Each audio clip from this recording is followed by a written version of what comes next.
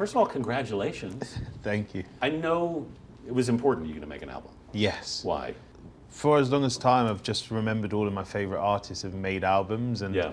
I feel like I came up in such a weird dichotomy where everything's so fast and it's singles. Yeah. But what I grew up on was all albums, and you know, it's Yeah. the songs that no one hears are the songs that you fall in love with and makes you love someone. Yeah. I've always loved those, the ones that kind of take a while for you to really to sink into you, but somehow stick with you in a different way. Absolutely. I feel like albums give you like a space to tell a story, to present yourself, your thoughts, your ideas, and I feel like having space is something that we're getting less of, and so like fighting for space is super important for me. Yeah. You started writing when you were 11? Yeah, I did. What provoked that? You know what? I think the truth, which is like I grew up in quite a chaotic household, and like as a child I found it really hard to express my feelings and emotions, and you know, some of that's trickled through to now being an adult, and I think it was like an early attempt for me just to be able to like dump my mind and clear my mind, and music at the time, whether it be sort of like Coldplay or Ed Sheeran, like they were all emotive pieces of music that connected with me, and I felt like I wanted to say my thing. Right. That's interesting. So, I mean, did it work when you were doing that? Yeah, it definitely did. I mean, the songs weren't great, but they served their purpose in helping me understand myself a bit better and be able to like vocalize a lot of things that I internalized. What did you do with those songs then? I used to sort of go out to places like this, Yeah. and play them in front of random strangers, usually people like mid-50s drinking a Guinness and very frustrated that I've ruined their Tuesday night. But for me, it was the best time ever. It was a character building experience. Oh, well, I cut my teeth early, yeah. Did that require a lot of courage to go out and sing your songs? Yeah, it did at the start, you know, because no one prepares you for performing live. Yeah. I guess it's the real test of like expressing yourself to people who aren't your close friends and family, especially at that age. It's like sort of your first venture out into the real world. Yeah. And at the start, it was definitely difficult, but I think the more disappointed faces you see, or people who are miserable that they've now lost a night to themselves, I guess the more thick skin you get and the more confident you get in what you're doing. Yeah, yeah. Where did you get the confidence to do it in the first place? For me, my mum always sort of like pushed me and inspired me to sort of follow what I loved, and I think I found out really early on I wasn't great at sport, so I tried basketball and football, soccer. Thank you. You're welcome. Translation. Yeah, and it was never my thing. I was like always sort of like middle to back of the class when it came to sport, and so there was only really music left. And so when you grow up in a working class town, the only the real ways out are either being like uber good at education or sport or somewhere else in the creative arts and excelling at it. And so music found me. But you didn't pursue music at first. No. I grew up a little bit of a bookworm. I was great at studying and great at university, and you know I went on and I had my own business management consultancy, and I sort of did a real world job, and you know I had a 9 to 5, and like I said, I worked for myself for a little bit, but all of that experience was super important because I think it taught me not to take for granted what I do now. But also, within doing all of those things, I remember having a pivotal conversation with my mum at about like 22, 23, where she basically said to me, like, in life you need to distinguish what you're good at and what you're passionate about, because you could spend all of your life doing what you're good at because everyone tells you you're good at it, and you know you see results sort of instantaneously. But what you're passionate about is what's going to sort of like feed your soul and keep you fulfilled. And for me, I was really good at books and jobs and working, but what I was passionate about was music, so trying to find a way to make that work is what she always told me. Yeah. There was a point you went back to her. Yeah. What did she say? There was a time, I mean, when I went back to work, she was like happy for me. I'd done really well. I was sort of like 23 and in a great position. I was in a beautiful apartment and had a, you know, not the best car in the world, but a car that I loved, and everything felt really good, and I could see sort of what life would look like between now and 73 when you retire now in the UK. Probably 90 by the time of airing. But I think I realized really quickly, and I was really lucky to have that success in that world early on, that none of it really mattered. And it's a privilege to sit here and say that now, because I grew up, not being able to like pay my bills and, running from bailiffs and, having to go and put electric and gas cards in at 3 a.m. in the morning when it got cut out and all of that sort of stuff. But being in that position where I had sort of all the things I thought I wanted and then going, I still feel really empty was really important for me. So you went back to your mom and said, I want to do music? Yeah.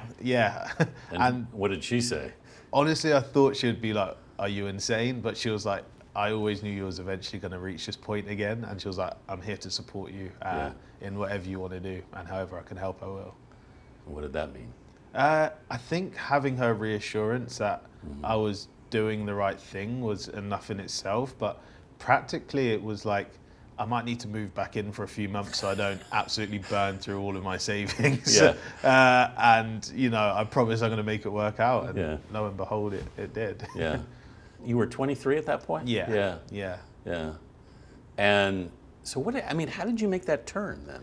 There was a social media app called TikTok. That was all massive during sort of COVID. And during COVID, I was like at peak sort of like depression in life and in therapy and stuff. And every time my friend said use TikTok, I was like, I'm not going to dance. Like, I'm not going to sit there and dance for people that I don't know. So after COVID and after I'd sort of gone through my therapy journey, like I remember having a conversation with my friend Naya, and he was like, you should really try this app. It's not just a dancing app. And pretty quickly I started to post videos of me singing on there, and they just grew and grew and grew. And that was mainly through like covers. And then eventually I started to post my own music, and people really loved it and adopted it. What were you thinking as that was all happening?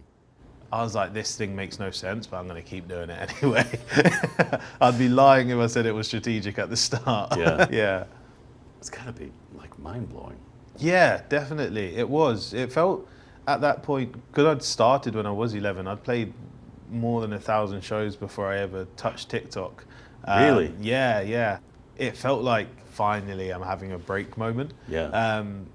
But I think I realized really early on that it was such a lucky and unique position I found myself in to have an audience but no music out. And so I put music out, and the rest is sort of history. Yeah. What do you think people were responding to? I think... Or do you think, is it a bad idea to even think about that? No, I think as a person, I tend to pride myself on being super open, honest and authentic. And I think that really speaks in a generation where that's not necessarily the priority anymore. There's so much things happening, like, I think now there's a crazy stat that like 1 in 3 things you come across is AI generated. And so there's like this search for, real again. And I think being British, I can't help but just be a completely open book. And I think a lot of people see themselves in the music. Yeah. Some of your early influences were like Ed Sheeran, Lumineers, Mumford & Sons. Which I would not think were typical influences for a black kid in London, outside of London. No, I had a lot of influences. I mean, I listened to Green Day a hell of a lot, and I listened to Black Veil Brides, which is like Screamo, and Hollywood Undead. Like, what have I got any right listening to Hollywood Undead from like the middle of nowhere, England? But I also grew up on a lot of like rap and trap and hip hop and drill music. Like, that's what I was born into, and a lot of what people speak about in rap, trap, hip hop and drill was a lot of the life that I saw around me and a lot of my reality. But I think with predominantly singer-songwriter music, it connected with me because it gave me an opportunity to see myself as something different. And I think often when so many of the examples that are put ahead of us aren't necessarily things or people that you completely identify with, you could feel trapped into being pushed down that lane because it's the only viable option. But Labyrinth was a really key artist for me because he was a black British artist who was making pop music and writing extremely vulnerable songs. And I was like, wait, I could do things differently. And I think that ticked something in my head. That's a powerful thing when you suddenly see a lane open. 100%. I think it's so important. I mean, was it immediate when you sensed that something was happening, or did it take a little while? It was pretty quick. Yeah. I mean, from, posting my first video to having any sort of breakthrough must have been within the first sort of like 6 months of using the app. Wow. 6 months after that, I was on tour. So, wow. Yeah, it feels overnight to probably the world, but to me, it's like 16 years in by that point. Yeah. But it's a fast turn. It's like you were at a low speed for a long time, and suddenly the accelerator went down all the way. Yeah. How did you handle that? How did you process that? I don't think I did very much the first year. Yeah. I think I just existed through it. Yeah. I was lucky that I'd toured a lot before, so like going on tour wasn't a new experience, and writing music wasn't a new experience. I've been doing that my whole life, but I think it's like the small things, like people now recognize me in public, or now friendship dynamics have changed, and now there's like presumptions and prerequisites about who you are and what you stand for, or what you may have to say, and that was all new to me. The world can get very big very quickly. Yeah. And it can be a little overwhelming, I think. Absolutely. Yeah. Absolutely. I think growing up in Luton, it's for context, it's like a really small town outside of London. Yeah. But in the UK, it's like one of the sort of like towns that have like a really high like ethnic minority sort of like population. Yeah. So a lot of people will see that, and depending on where you sit, they might be like, oh, that's horrible. But for me, it gave me like a global experience within like a 10-mile radius, because I went to school with friends from like Brazil, from Pakistan, from India, from Jamaica, from, South Africa, from East Africa, from Asia. And so I kind of like got to see the world from my little like 10-mile bubble, which I guess was like, again, like starting music early gave me the skills to sort of like adapt to the world pretty quickly. You felt you were kind of ready for this, that you've been preparing for it for a long time. Definitely, I felt very ready in a way. I think there's aspects of this life that you just cannot prepare for. No. But for the most part, when it came to like the professional side of like making music, writing music, recording music, putting it out and playing live, I'd done all of those very unsuccessfully for 10 plus years. So, being able to do it successfully was a gift. You talked about why you thought it resonated on TikTok and stuff, but do you think something changed in you as a songwriter in any way? Oh, I think by 23, I was more sure of who I was. Yes. And I always say to everyone, and the break didn't really happen till 25. And I always say to everyone, I'm really grateful it did take so long, because had I have had success when I was 17, 18, 19, 20, I would have had no idea of who I was as a person. I'm 27 now and I'm still figuring it out. Yeah. But I definitely had more of a grasp and a grip on who I was and what I wanted to say. Yeah. And I think that was a big point in my life as well. Yeah, well, Sonny helped you. I'm 69 and I'm still figuring it out. You talked about struggling with anxiety and things. Yeah. Which I imagine in the tornado you end up in when this all happens has got to be tough. Yeah, I think it's the part that more and more people are speaking about. Yes. And I would hate to sit here and be like, my job's worse than everyone else's, because everyone deals with their own stresses, anxieties and issues, and mine are no more important than anyone else's. It's like I've got friends who are doctors and teachers and work in the police who go through far more stress than I do. Yeah.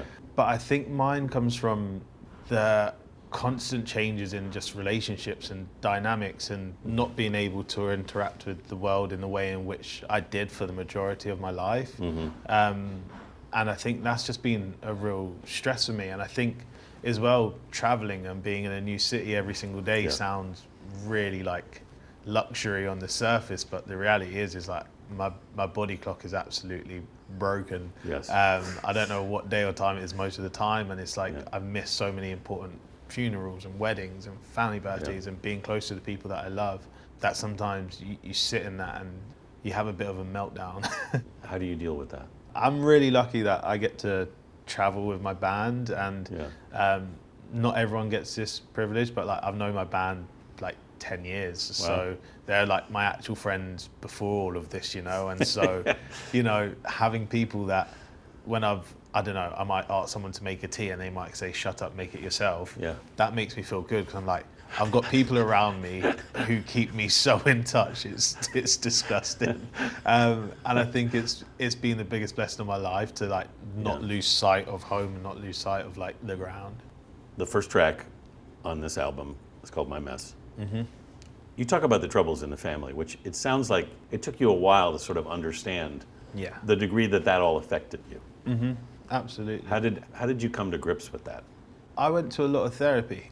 You know, I mean, from a child all the way through to being like a teenager, and even in my adult years, like I constantly was in and out of therapy, and I speak about it openly because I really think everyone should, whether you're good, bad, or in the middle. I think you should do it. I think it's a great tool. And that song was like written on the back of therapy notes from like years ago, where I was like, I'm really interested to see where I was and all the things that I was thinking, and to see that growth and that transition, but also to like take stock and take a second to relive that moment in a really visceral and cathartic way. I thought made for a great way of like putting myself in the world of where I wanted to write the album. Yeah. You kept notes for yourself during therapy? Yeah, I used to journal quite a lot. Yeah. And it was important. My therapist always used to tell me to journal and to be able to like see my emotions play out in real time. Yeah.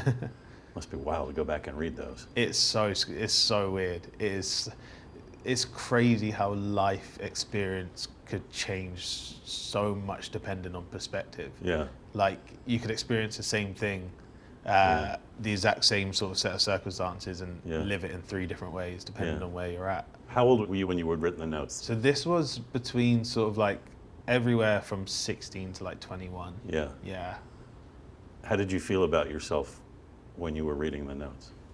It was weird. I was sad for sure that I ever got to the point of feeling of how I felt. Yeah. But also reading through it, I was sort of proud of the resilience, which was like really awesome to see. And to see it in yourself and not through someone else's eyes was, a really cathartic experience. Yeah.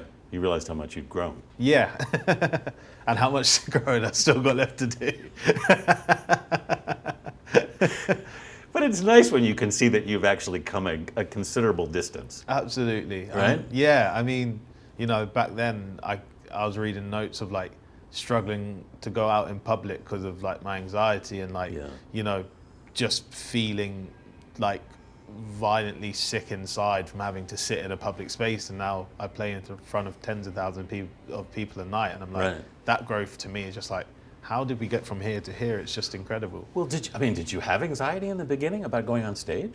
For some reason, the stage always, I don't know, it sounds really weird, but the stage felt like the calmest I've ever been. Wow. Yeah, I don't... What happened up there? I don't know. I that is not a science I could tell you. I just, for some reason, feel the most calm on a stage.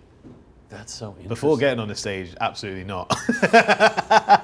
But the moment I step on, everything just goes, and I don't know why. I wonder why you feel the anxiety going on the stage when you know that you're so calm once you are on it. That is a question for my therapist that I will ask. That's so interesting. Yeah. I would think I'd be eager to be on stage if I knew I would feel that calm, but it's in the mind a funny thing. I don't know. I think now I love going on stage, but definitely for the start of my career, like, I don't know. I just had this overwhelming anxiety every time I stepped out, and then I was fine. Getting on. I remember there's this video, probably TMI, of my first support tour of me throwing up like violently, stepping out on stage and singing the first song like flawlessly, and it was like within 15 seconds of each other. It's like 2 different people. Yeah, and I can never tell you why. What happened there? Yeah. Wow, that's fascinating. So when you're on stage, you're sharing songs, your own songs. Mm-hmm. Were they as personal as the songs you're writing now? Yeah, but in a less articulated way. Yeah. And you didn't mind sharing those with people in a room you didn't know? I think back when I started, there was definitely a lag between what I was doing and what it actually meant. Yeah. So I'd go up, I'd play these really, really vulnerable songs, like as songs, and then I'd come off after and people would be like, that was so like emotional and that was so vulnerable of you. And then I'd realize what I'd done after. Yeah. I think like a part of my brain back then just used to switch off, and I was just like performing. Yeah. And now the two are like so much more intertwined, and I'm so aware of what I'm doing. And like some days I'll take a song out of my set list because it is I am feeling a certain way that day, or some days I'll put a song in because I'm also feeling it. So you talked about the importance of writing and why you started early, because it was this sort of release for you. And that's obviously very important to you. And then there's the calmness on stage. Yeah. What's the connect? Is there a connection between those two somehow? Oh, these are great questions. I mean, it's so interesting what you're saying there. Yeah, maybe it's because, you know, you write these things that mean so much to you. I guess it's a bit like, I don't know, giving your boss a report that you spent 30 days on. It's like, you might be so anxious about giving, like, you know it's good, you've given it to them, and then suddenly you have that like weird spot between them reading it and you having it that's full of anxiety. But then once they've read it, it's like, whatever the outcome is, the outcome is. And I think a bit of being on stage is that process of just letting things go. And maybe that's why. I'm not sure, I've never really thought about it too much. You've expressed an importance in each one in a different way, which I find really interesting. Yeah. And if there is a connection or whatever, but so which part of it has the most meaning to you, do you think? Is it the writing part or the performing part? I think for me, they serve like different purposes in my mind. I think the writing part is a really like selfish thing. Like I write unequivocally, like because I need to say something or want to say something, and I don't really consider who is going to or who's listening. It's just like this is what I need to say right now. Whereas the performing part is very much like, now how do I give everyone else that feeling that I felt making this music, and how do I leave people feeling lighter or better or you know, more inquisitive? And I think the performance side of building a show is very much about everyone else, and the writing part's very much about me. Maybe that explains the calmness. That could make a lot of sense. Because the hard part you've done in the writing. Yeah. Do you go inside of yourself easily? Yeah, I do. Yeah, I grew up that way. I was the youngest of three. You know, separation happened quite early in my parents' marriage, and you know, as a result of sort of like the chaos of a separation amongst three children, it's like I learned very quickly to not say much, internalize stuff, and just get through it. So I think, well, I know from therapy, as an adult, I pretty much do the same thing. I tend to internalize a lot. Yeah, you do things, and I mean, because I went through a divorce young too, and I don't think you realize the degree to it affects you, because you kind of soldier through it, and you think I've made it through, and then you realize, no, actually, I absorbed all of this. Yeah, 100%. Right? It's like a ticking time bomb. Yeah. How long did it take you to understand how much that affected you?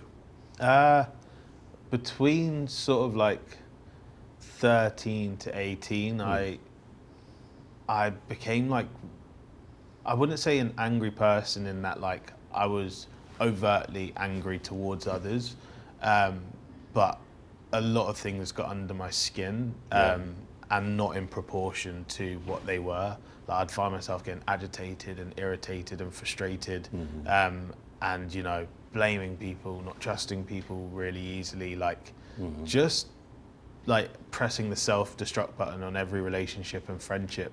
And there was such a pattern to it that my mum was like, you should speak to someone who isn't me, because like, of course I have a part to play in a separation, you know.